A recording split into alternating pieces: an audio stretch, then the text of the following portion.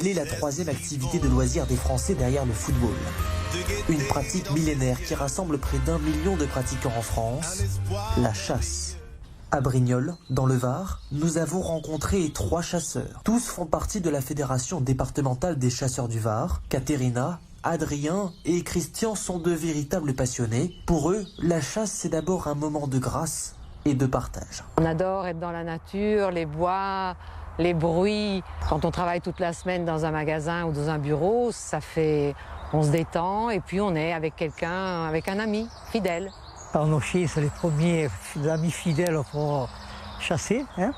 Donc c'est une grosse adrénaline qui nous vient quand les chiens ils poursuivent les sangliers, quand le sanglier arrive. Aller sur la quête, essayer de trouver un sanglier, pour moi, c'est vibrant. Le partage avec les amis, avec la convivialité que l'après-chasse, parce qu'il y a le moment de l'action de chasse, mais aussi l'après-chasse.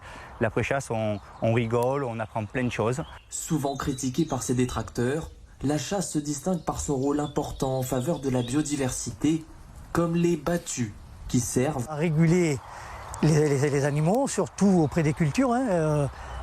Les blés, les vignes, enfin, toutes les cultures, les fleurs, enfin, tout ce qui est les potagers. Un agriculteur dont les champs ont été saccagés par le gibier peut réclamer une indemnisation à la Fédération des chasseurs de son département. Plantation de haies, restauration de milieux forestiers et humides, des actions concrètes financées par la Fédération nationale des chasseurs et l'Office français de la biodiversité. Les chasseurs ne font pas que chasser.